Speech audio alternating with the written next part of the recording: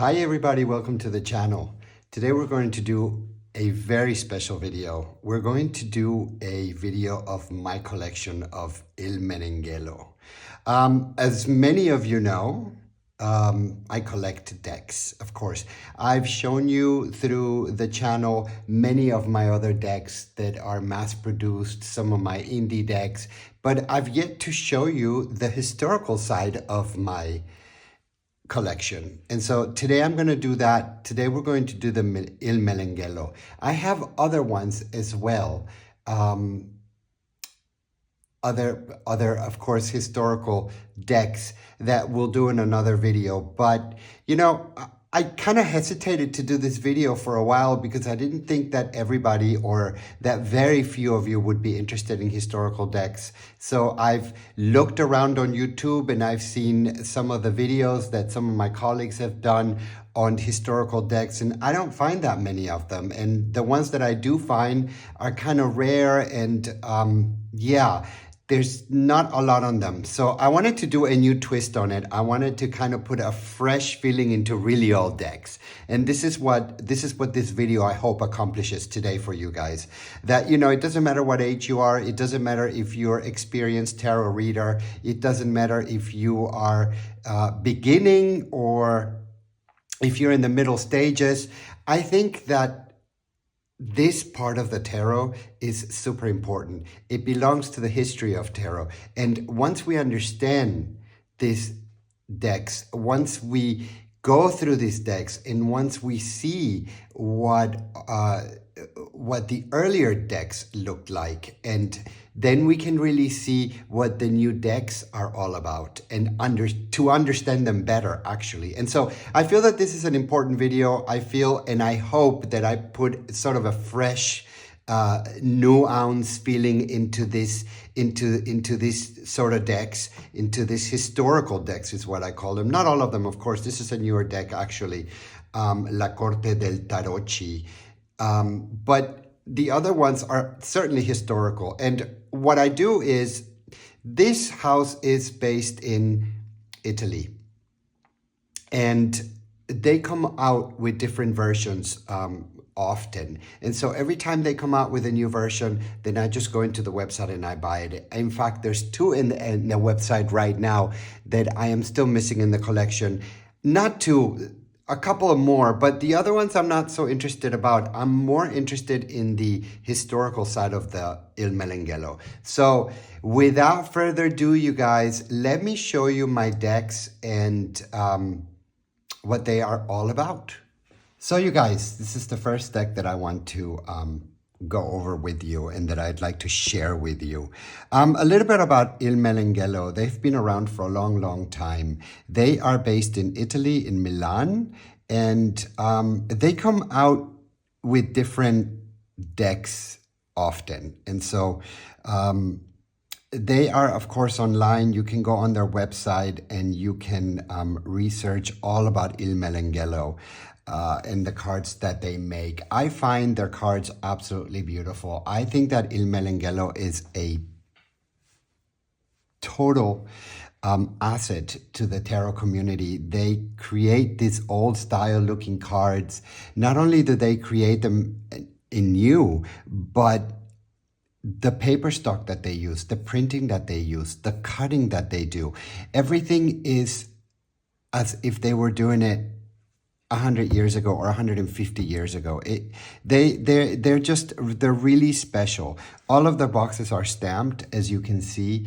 Their boxes are super sturdy and very good quality. Their cards are totally good quality. And so that just tells you a little bit about who they are, what they do, and I'm a big fan of them. So as part of as a collector of tarot decks, I needed to have their decks. They're not super expensive.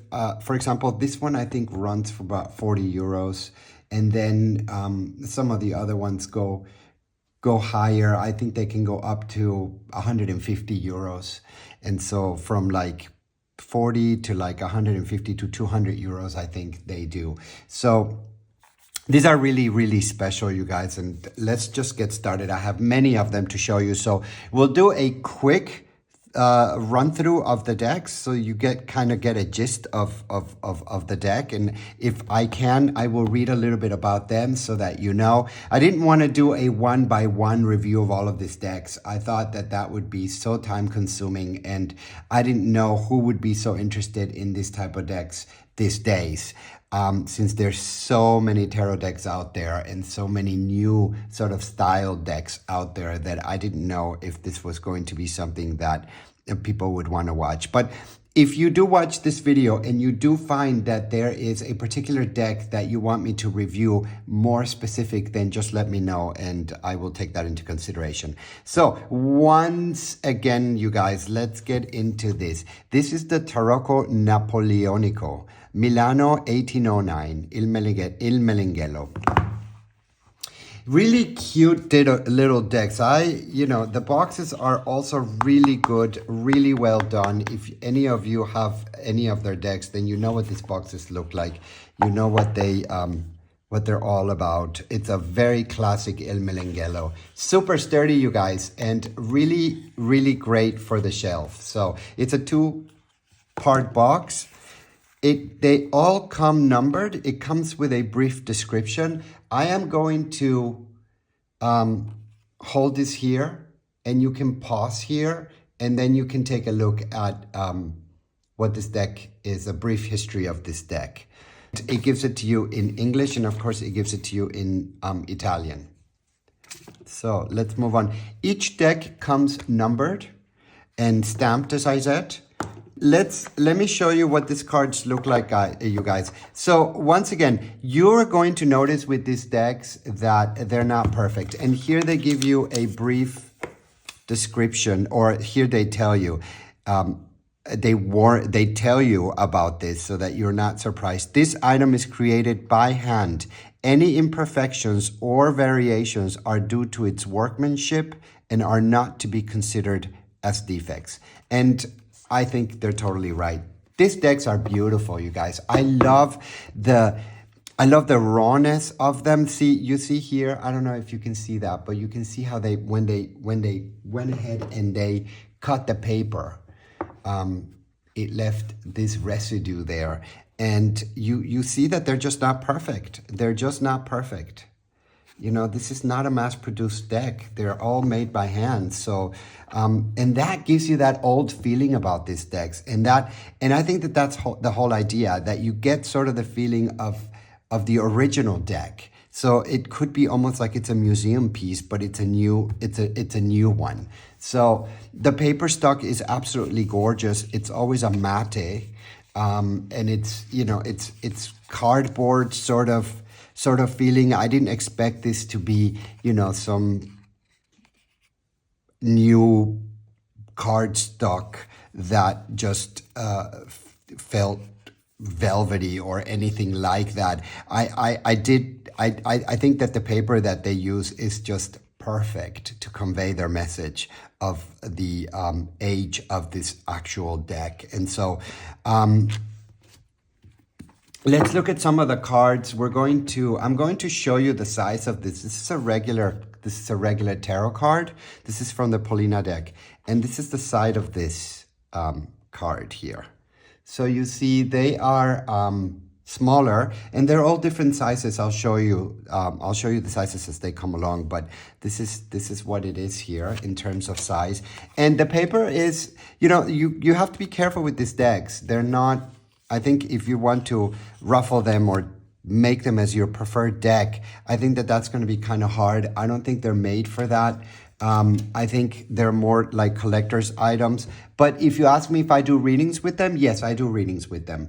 And so this is what I would recommend. I take them out whenever I am kind of looking for something different, whenever I'm kind of looking to get a traditional answer to my questions, or whenever I'm trying to do a traditional reading for myself or for somebody else. So, and this deck gives it to me. Now, most of these decks have peeps, which I'm not thrilled about, to be honest with you, because I like my minor arcanas to be illustrated. But I take this for what it is. They are they are historical decks and they are supposed to be like this, and so I take them for that. And that's another reason why I don't use them so often, because of the peeps. I'm not so into that. I like my minor arcanas to be illustrated. But here you see the full.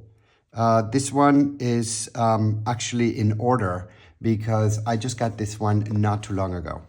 So I'm going to go through some of the cards so you can take a look. And you can see the style, the colors. It's very traditional, you guys. No, actually, it's not in order.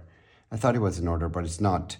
And you can see the style. You can see, sort of get the idea. And of course, there's other publishers that do this. For example, this is a Los Scarabeo. And this is how their box looks like. You see, it doesn't look like this.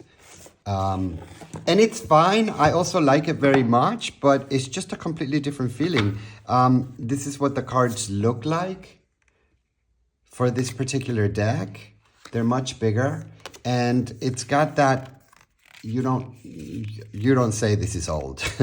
I mean, you cannot say that this is old. And so the printing is kind of different and the feeling is different. It's like an old deck, but in a new ounce. I don't know how to describe that, but it doesn't feel like Il Meneghello. So let's continue with this ones. And so then here you get the peeps, right? Which I'm not thrilled about. This is a cups.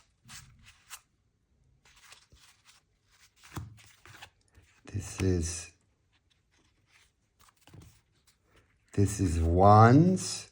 Though I do get confused with the wands and the swords. Yeah, this is a sword, this is a wand. You see? And this is a court card.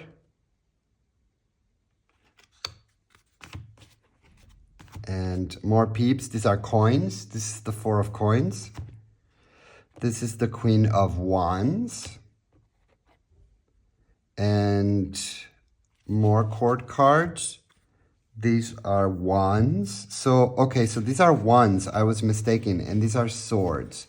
You see, they're kind of confusing. So if you're starting with tarot, I don't recommend these decks. I mean, I've been doing tarot for a little while now, and I still can get these guys confused. So I love the simplicity of the drawings, and and this is why I kind of look for these decks when I'm doing a reading, because I just sometimes just want a straight kind of classic way of a deck, or for a deck to talk to me. And these decks do that. They just talk to me. They tell me exactly what I need to know in a classical way. So it's kind of a special. There's special readings whenever I use them, is what I want to say. So that was the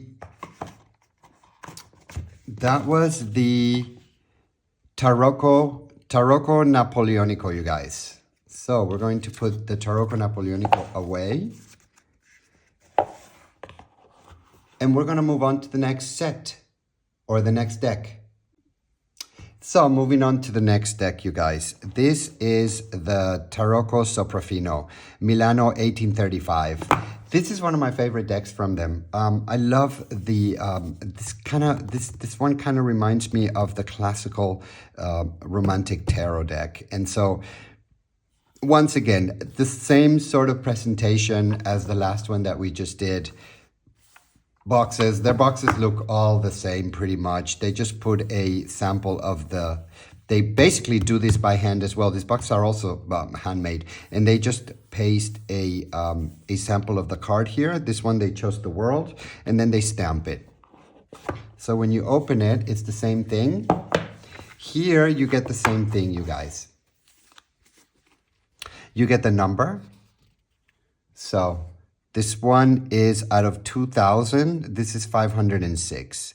The ristampa del maso originale della fabbrica di Ferdinando Gumpenberg in Milano. Incisore Carlo della Rocca. Edizione di 2000. Esemplari numerati 506. So that's that. Once again, you get that little note saying that these are imperfect because they're handmade. And sometimes you'll get two of them. So in this case, I got two of them. And as many of you know, or many of you don't know, I keep everything that comes in the boxes, you guys. It doesn't matter if it's this type of a deck or any kind of deck, any of my decks. I just keep everything that comes in the boxes. And then here you get a brief description. You get it in Italian and you get it in English. And so I can pause here, and you can pause your phone and you can take a look at that or read that at your own leisure. I will read some of it like we did the last time. This one says, Ferdinando Gumpenberg is to be considered the most ingenious innovator and creator in the field of playing card makers in the 19th century Italy. Originally from Munich, when he arrived in Milan in 1809, brings with it, in addition to manufacturing innovations and the wealth of experience learned at the important manufacturer J. Fetcher, the taste for novelty and fashion that people in Germany and Austria had already enjoyed since the second half of the 1700s. All decks in use in Italy for the various games then played are totally redesigned by making use of skilled engravers. In about 1830, Gutenberg entrusted Carlo della Rocca with the task of revamping the 78-card classical tarot. Exactly, this is like the classical tarot. So you can find the classical tarot in mass-produced decks these days. I know that Los Scarabeo has it, and I'm not sure if US Games also has it or Llewellyn, but I know Los Scarabeo has it for sure. So once again, you guys, this is with Peeps, so I'm not thrilled about Peeps, but just by looking at the design, I think it's really beautiful to look at the design and what they've done. Look how elegant that looks. This is the wands, and if we compare the size of this deck with a normal card, this is what you get. Keep in mind, you guys, that the corners are super sharp. So once again, I really don't use these decks that often. I think they're more like collector's items than decks that you can use every day. But you can also use them every day. It is completely up to you guys. I have said this before and I'm going to say it again. In tarot, there's really no rules. You do with your decks whatever, you handle them however you like, and what comes out of you. It's all about intuition. It's how they make you feel. It's how they talk back to you. This is one of the things that I really love about tarot, that it talks to me. And there's, when I first started tarot, and I tell you just a little bit of my story. When I first started tarot, I thought that I needed to learn the meanings, and I needed to do this, and I bought the books, and I followed people on YouTube and TikTok and Instagram, and I called people that I have several people that read cards, and I asked for advice, and I read the books, and I tried to get information from wherever I could, and it was good. It was good that I got all the information that I needed to get, but at the end of the day, you guys, I needed to find my own road. I needed to find my own way about tarot. I needed to let drawings and the cards speak to me. I couldn't really follow anybody else's method. So I've taken other people's suggestions into consideration in how I do my tarot. But in the long run, I've done tarot the way that I think I need to do tarot, the way I'm being guided to do tarot. It's a spiritual thing for me. It has been a spiritual journey. And so tarot is just one of those beautiful things that we have on earth that allows you to express yourself. And if you allow also the decks and spirit to talk to you, then it all comes together. So you don't really have to follow a special way, or you don't have to learn exactly. Just sometimes, you guys, after years of doing this, I still pull up the deck and I flip a card and I'm just totally stunned by it, and I don't know what it means, or I get stuck, and so I just have to pause, and then I have to let the deck talk to me.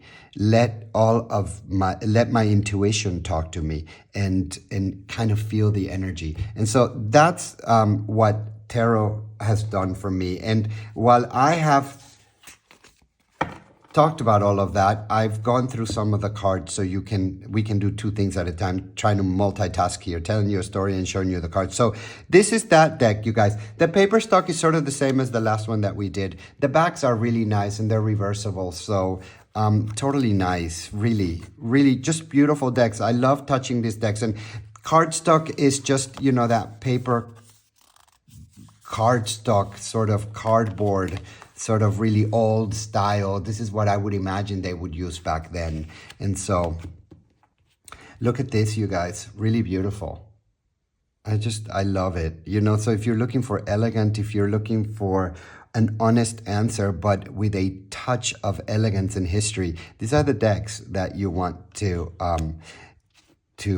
work with once in a while. I really do enjoy working with these decks. I don't do it I don't do it often, but when I do, I thoroughly enjoy it. And so sometimes I'll just pick them. And you know, when it comes to shuffling, they're really nice to shuffle.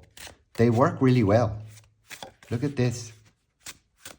They don't slide all over the place. They're small enough that you can hold them. They're kind of on the thicker side, but not really. And so they're really nice to work with. You can do a good fan situation. Well, yeah, you can do a good, not an excellent one, but you can do a good fan situation. Let's pick one of the cards. Yeah, the Emperor. So you guys, let's move on to the next one. Okay, you guys, moving along. This is not a tarot. This is a Minchiate. And I don't know if some of you are familiar with it or not. I read the Minchiate once in a while, or when I want something different other than the tarot, I will grab this deck and sort of flip through it and go through it. Not only do I have this one, but I have another Minchiate that is a lot bigger than this one. And so, but I have about 3 Minchiate decks. I have this one and then two other versions that are newer than this. But when I saw that Il Meneghello had it, I had to get it. So once again, you guys, same sort of a box. You know, they put one of their cards here and they pick the sun card and then they stamp it, of course. Here it tells you Minchiate Etruria, 1725, Milano, Italy. And so when we open the box, we get once again that little note that says that the cards are not perfect. And by the way, you guys, about this little note, I was looking online the other day on YouTube and I saw a video of somebody that was reviewing one of these Il Meneghello decks, and she took out this note and she read it, and then she thought, well, and she complained about it. She didn't like that they say that this is an imperfect deck, and so she said that they were flawed, and she didn't like the way that they were cut, and that's fine. You know, everybody has their own likings and their own feelings about the decks and, you know, what they get. But if you're looking for a perfect deck, you guys, you're not going to get it with these decks. Okay, these are supposed to be old looking, and they're supposed to feel old. And you know, back then they didn't have all these printing machines, and they didn't have all this technique that they have today, right? So, you know, and they tried to, they wanted to make these decks have that look and feel of old, how it originally, when they were, from when they were originally printed. So, you know, don't expect a perfect deck. Of course, I personally got my money's worth here. I mean, this is exactly, they delivered to me exactly what I was expecting, you guys. I'm Il Meneghello, and I'm a big fan of them, by the way. I love Il Meneghello. I can say it like that. Once again, I think they're a huge contribution to the tarot community, and I am so happy that there's actually somebody out there that is still producing this sort of decks, because I think they're one of the only ones out there these days in 2024 May.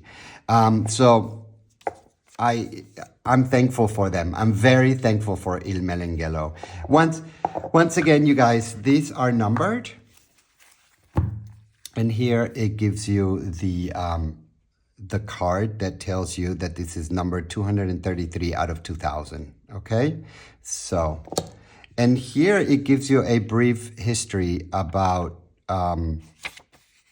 this deck. Of course, in Italian and English. I'm going to read some of it. You can pause and you can read on your own, but I'd like to read some of it. The first known versions of this splendid deck of Minchiate, made in metal engraving, date back to the last quarter of the 17th century. The work of an unknown author. The specimens are printed in black and white, others finely colored with brush and even painted on silk for a refined clientele. Several versions are repeated during the 18th century. Specimens are kept at the Bibliothèque Nationale in Paris, the British Museum in London, the Fournier Museum in Victoria, Spain. More or less complete and the most beautiful and well-preserved deck is in the Visconti Castle of Pavia. The deck of Minchiate, in addition to traditional triumphs, is enriched by the complete series of zodiac signs, natural elements, and theological virtues. And now this one is, as I said, not tarot. This is a Minchiate. But you guys, this is so beautiful, this deck. I'm so drawn to the colors and I'm drawn to the images. And this is a little bit different than the last paper stock that we had. This has a little bit more of a shine. And so the back of it is beautiful. They're non-reversible, but you see, they're gorgeous. I mean, I'm just, as a collector, as a tarot deck collector, I mean, not having this in my collection would just not sit well, really. I need to have this. And so Minchiate works a little bit different than tarot. And I'm not going to go into Minchiate and tarot because it's just a long thing. But if you're interested in Minchiate and what it's all about, you can Google it and you can find out how Minchiate differentiates from tarot. But like I said, I read Minchiate once in a while. I think it's a nice switch from using tarot the whole time, and it works. This is that card that they have on the box, which is the sun. Beautiful deck, elegant, just beautiful.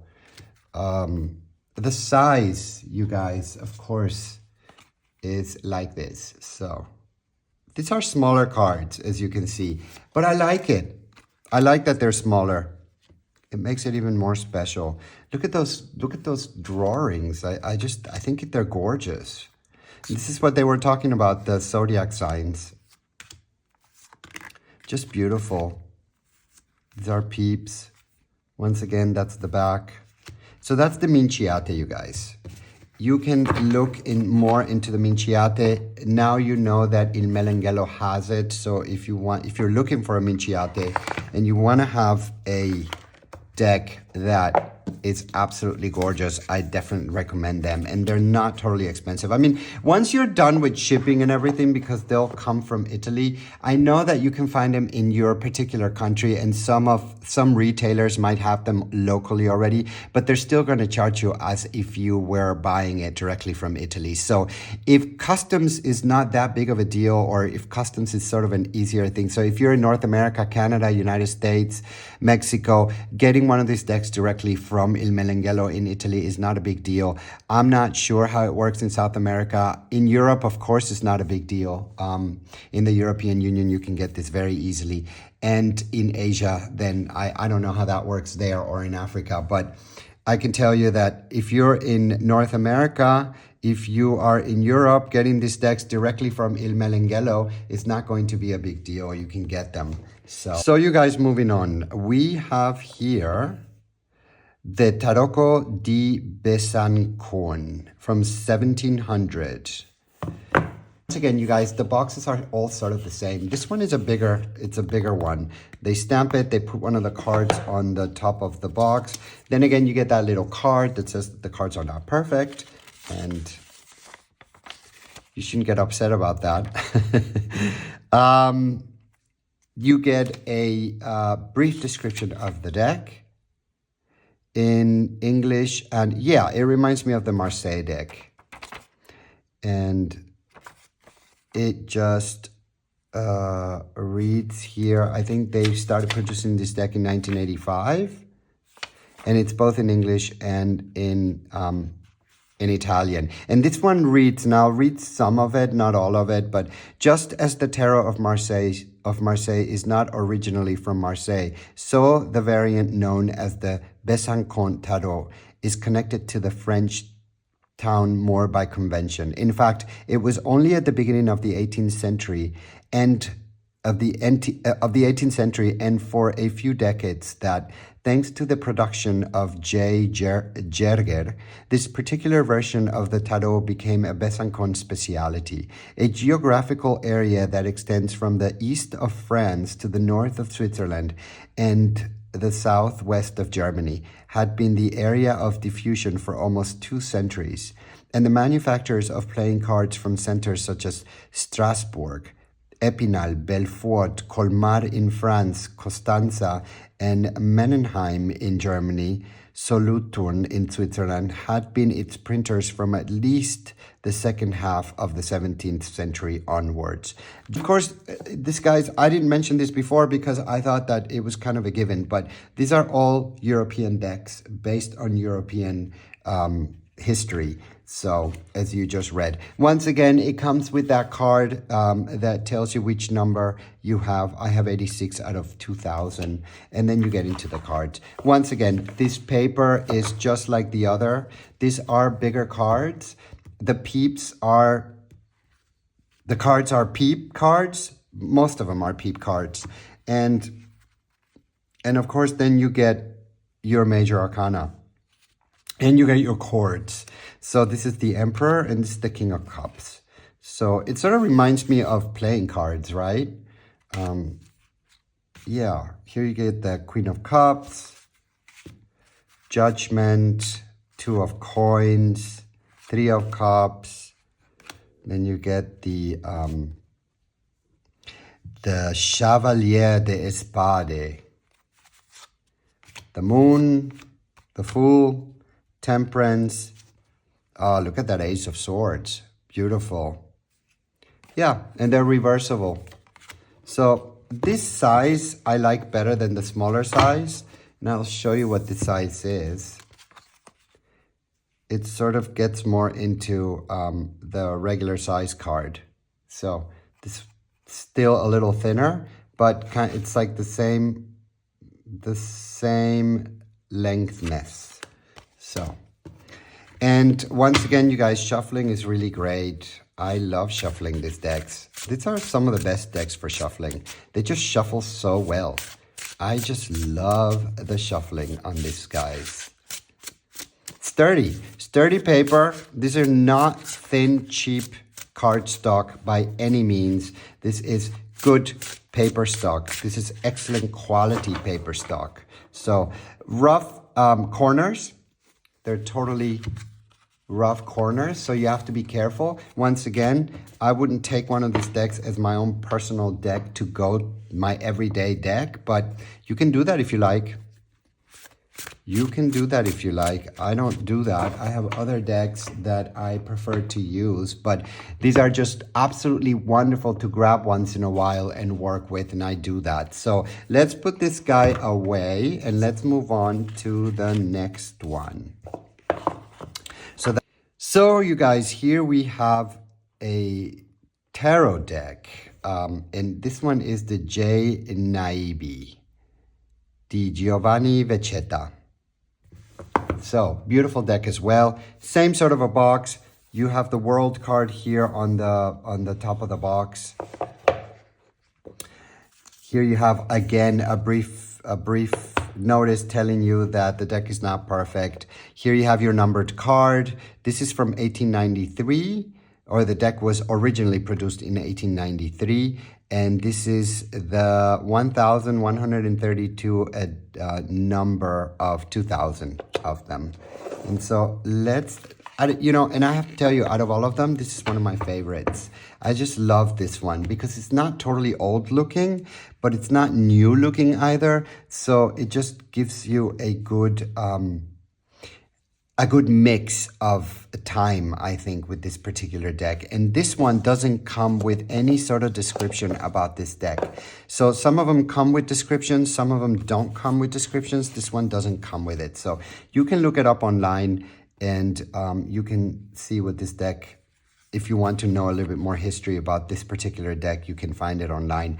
I have it somewhere. I have hundreds of decks, you guys. I cannot keep up with every single deck. I would have to actually be going to University of Tarot for knowing the whole history and everything. And I learn more every day as I go, and I learn something new about tarot every day. But you know, it's impossible to just know all of this stuff. So I also don't want to super stress myself out. I picked up tarot because it was calling me, but at the same time, I don't want it to overtake my life or something like this. I have other things that I like to do with my life. Tarot is not the only thing. But however, it is a major part of it. And so look how beautiful this deck is. I love this deck. And the cards are beautiful. They're reversible, of course. And the printing is beautiful. The cardstock is beautiful. This is one of my favorite decks from Il Meneghello. And here's the Queen of Cups. Here's the World.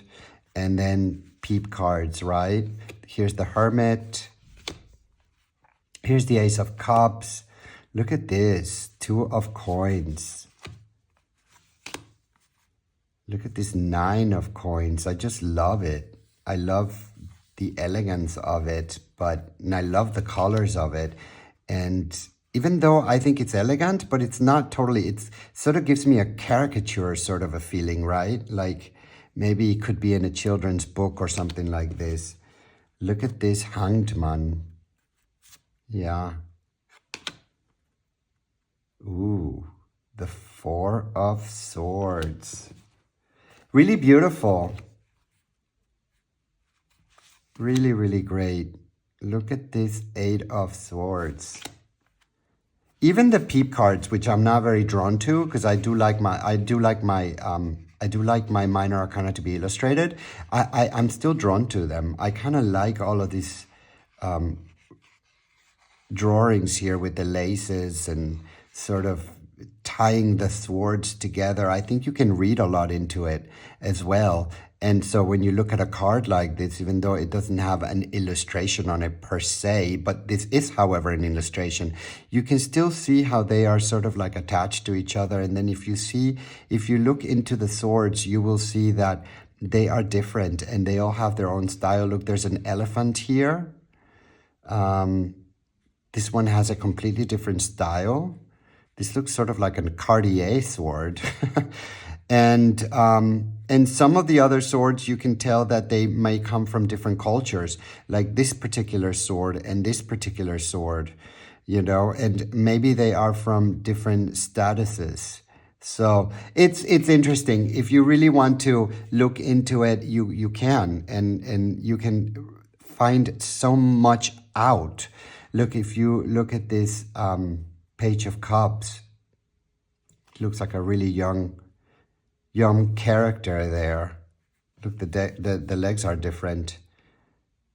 I wonder if that's a reflection or what they meant by that. But look at the 10 of Coins. You see, and if you look at every single coin, you will see that there's a different character on every coin. And so if you look, and here's the birds. More birds here. So even though they're peep cards, you still can, I mean, you'll have to go into history and you'll have to do more research on this, but look at this Death card. Isn't that fabulous? I love that. So fabulous, really. Look at that Tower. Wow. Look, he already fell. He already landed. And like there's another one here. I don't know if you can see it. He's got debris on top of him. This one is still falling, but this one already fell. It looks like either he's unconscious or he's just plain dead. And this one also looks like he may be really badly injured, but really special card. Look at the King of Cups. This is the Emperor. This is the Page of Wands. And this is the Four of Cups. So, beautiful deck, you guys. Really beautiful. We're going to put this guy away now. And we're going to move on to our next deck. Is actually a Tarocchino Bolognese. And it doesn't have all the cards. And of course, the box is the same. You get the one card on the top. With this one, you get a little bit more of a book because it is a different sort of a deck. And so the images are different. Here's that card saying that the deck is not perfect. And so here we have a little booklet that tells you a little bit about this deck. And I want to show you some of the images. Now, this deck is on the bigger side. So if we take a regular card, we will see that I love this deck. I bought this deck. I don't use it. Honestly, I don't use this deck. This is how it looks like. So this is how much bigger it is. I don't use this deck. I bought it because I wanted it to be part of my collection, but it's not a 78 deck, a 78 card deck. It has different images, and I haven't really studied it enough to be able to do readings with it. But I do use this deck to look at the artwork, of course. I use this deck to shuffle. I love the drawings. I love the paper quality of it. I love the simplicity of it. They're just, to me, they're just like drawings. They're cards with drawings, and that's what they are, or images, and I just love it. So divination with this deck, I don't do it so much. Look at this, you guys. Just beautiful, beautiful images. Really interesting, soothing to the eye. And if you're looking for history, you'll get it here. It's just one of those decks. I think this is the Hermit, if I'm not mistaken. This is the first time I ever see a Hermit in a handicapped sort of condition. So, and this reminds me of that Bible story, right? Where I don't remember the story, but I don't remember if it's the father, if it was the son that murders. I think it's the father that murders his son, or if it was a brother murdering his brother. But look at that Ace of Wands. This is the Magician. So those are peep cards. This is the Ace of Swords. That is the Queen or King of Wands.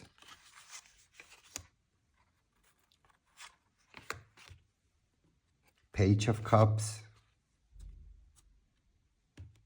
So you guys, that is the Ace of Coins. Beautiful deck, really interesting. So if you're into history, this is one of those decks that maybe you want to get. It's not expensive at all. Well, by the time you get it where you are, because they do need to be. And once again, I've said this in my other videos, and I will say it again. If I can buy directly with the seller or the creators of these decks, I will do that. And so this is Il Meneghello, and they are in Milan, Italy, and you can find them online and you can buy directly with them. Moving on, everybody. Here we have the Tarocco Neoclassical. So this is a tarot deck, and it's the neoclassical deck. Once again, same kind of box. This one is a really beautiful one. It's very soft, and it just kind of gives you a fairy tale sort of neoclassical feeling to it. And the box is the same. It opens the same way. Here gives you a brief description of this deck, and I definitely want to read some of it. But once again, that card telling you that the deck is not perfect. Here you have your numbered card. This is number 489 out of 2000, and the deck was printed in 1810. Not this particular deck, but you know, the neoclassical. Very subtle deck here. Let's do that, and let's read here what what they say about this deck. The neoclassical tarot is part of the production of the printer Ferdinand Gumpenberg. The deck was made in 1810, engraved on metal and colored by hand. Unfortunately, we do not know the name of the engraver. Unlike the Soprafino Tarot with De la Roca, our deck turns out to be very elegant. The characters are dressed in empire-style clothes, and in some cases are almost ethereal, like the card of the Empress. The symbolism remains classic through, with some curiosities. For example, in the card of the Strength, we find a man instead of a woman taming the lion. Death is wrapped by a red cloak from the head to toe. Cristina Dorsini. So that's a little brief history of this deck.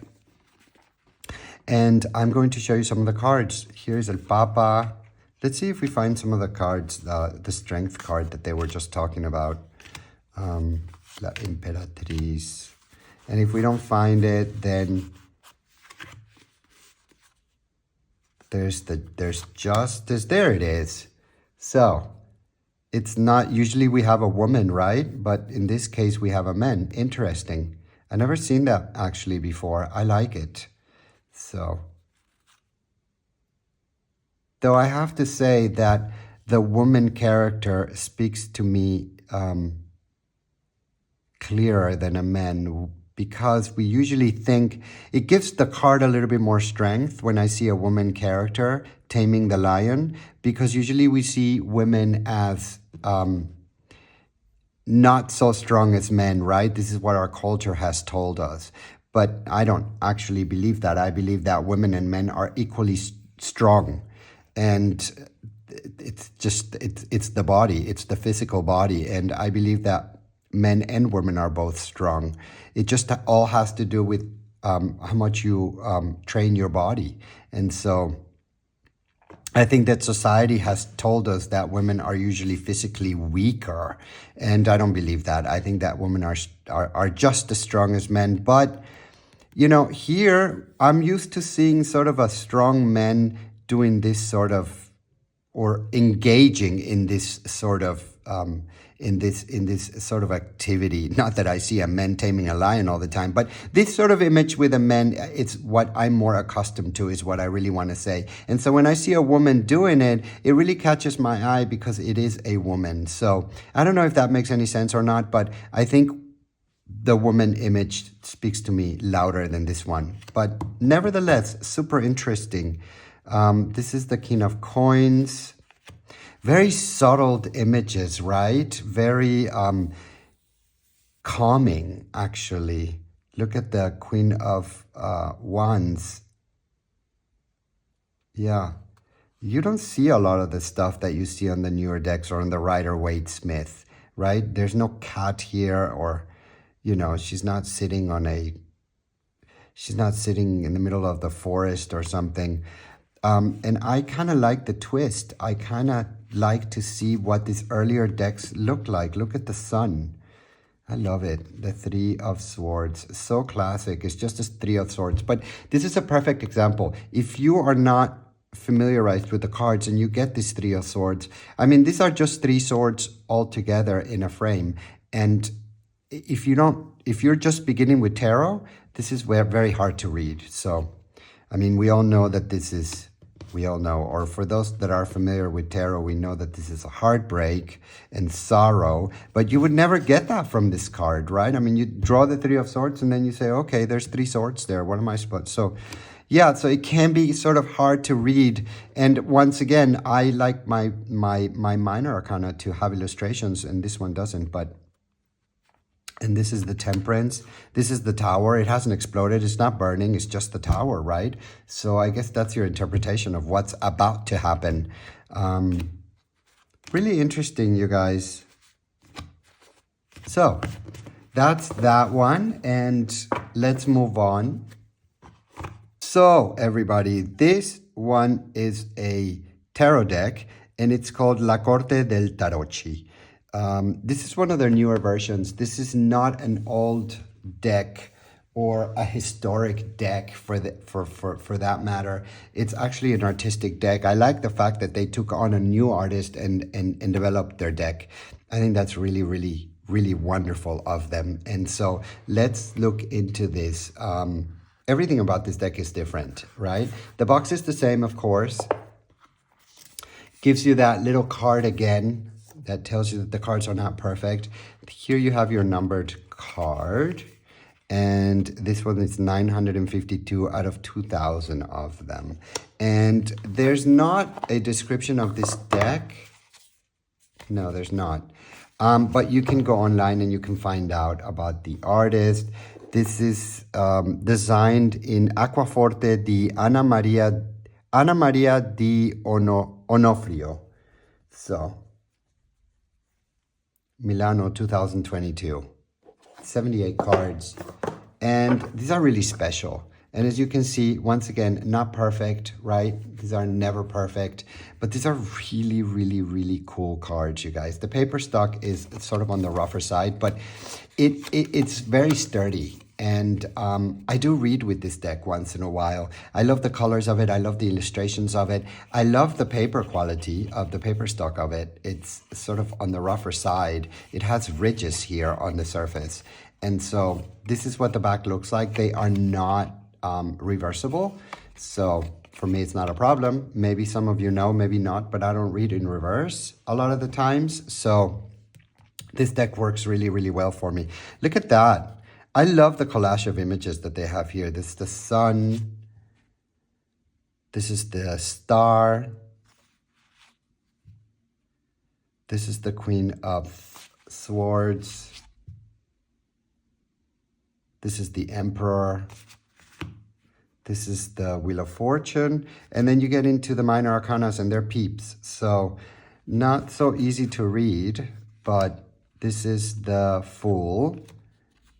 And this is the 10 of coins. Really great. This is the 3 of swords again. Again, because we just had it on the other deck that we just reviewed. The Cavallo di Bastone. So this is the wands, the Cavalier. And these are cups. And so this gives you a pretty good idea of what this deck looks like. Now, if you compare it to a regular card, you'll see that they're much taller and thinner. So that's what it is. And that's what this deck looks like, you guys. It's a really super special deck. La Corte dei Tarocchi. So let's put these guys away. And maybe I'll do a review on this deck because I think maybe it deserves. I mean, all of the decks are so beautiful, right? But this one is one that's I find super interesting, and I find that many people would probably have a lot of interest about this deck. So maybe we'll do a review on this one. But for now, let's move on. So you guys, we're down to the last deck. This is one of the most expensive decks that I have on my collection. I happened to be in Florence for a week and I bought this one. Last year I was in Florence and I bought this one there personally. So I bought this one while I was in Italy. So that has that special feeling to it because I bought it personally there. And this is one of the larger decks that I have and one of the most expensive decks that I have. I think there's other publishers that do this deck. This is the Tarocchi Visconti Sforza. And I think there's other publishing houses that do it. I wanted to get mine through Il Meneghello. I like Il Meneghello and I think they do a wonderful job with decks. So I wanted to get mine through them. This is a different sort of box. This one opens like this and it's a harder box. Once again, you have the sun card here. Not once again, but you have the sun card here, like the other decks put a card on the front of the box and then it's stamped here. And it's a 2-part box, as you can see. Here you get your numbered card, because of course these are numbered. There were 1,500 copies of this. I got copy 835. And this is the Tarocchi Visconti Sforza. Once again, one of those notices telling you that the deck is not perfect. And you guys, I don't really do readings with this deck. This is one of those decks that I look at when I want to go into the and reflect on the images of it, when I want to sort of look at history of tarot, or sometimes I'll take this deck out and I'll pick a card of the day. And so that's how I would, that's how I work with this deck. So let me show you. They're big cards. This is how big they are. So they're pretty big, which I find really, really cool. Paper stock is okay. I'm not thrilled with this paper stock. So, and the back of the card is also okay. Printing is, I could have expected the printing to be a little bit better, to be honest. So I'm not very thrilled about this deck. I have another version of it. I don't have it right here, but I think Los Scarabeo made another version of it. And so I think I got the, I don't think I know I have it. And so I'll show that to you another time. But nevertheless, it's a special deck, and it's part of my collection of my Il Meneghello, and I wanted to show it to you. So this is what some of the images look like. And of course, you can go on Google and you can Google the story about this deck if that is something that interests you. This is this the Pope, or is this actually the, I'm not sure, but beautiful deck. Two of Coins, Queen of Swords. Some of these are upside down. Look at this Hanged Man. I love this. I love the colors. Really beautiful.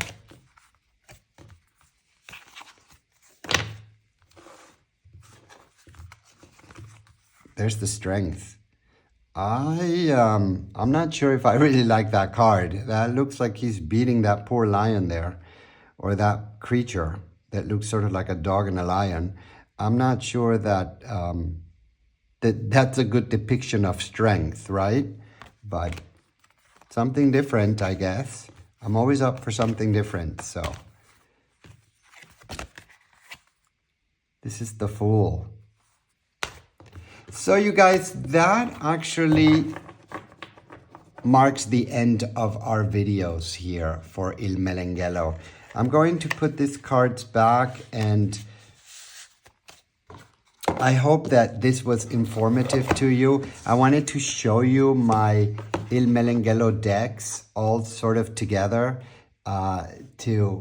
so that you kind of get an idea of what these decks are about, in case you were wondering. I wanted to show you a little bit of history, a little bit of the history part of my collection. And I didn't know if I should make a particular video or an individual video for each of one of these decks. But if there is one of those decks that you looked at and you want to get more into depth about it, write to me, and maybe we'll do a complete review on that particular individual deck. So you guys, as I always say, thank you for watching. Don't forget to subscribe to the channel, and until the next time.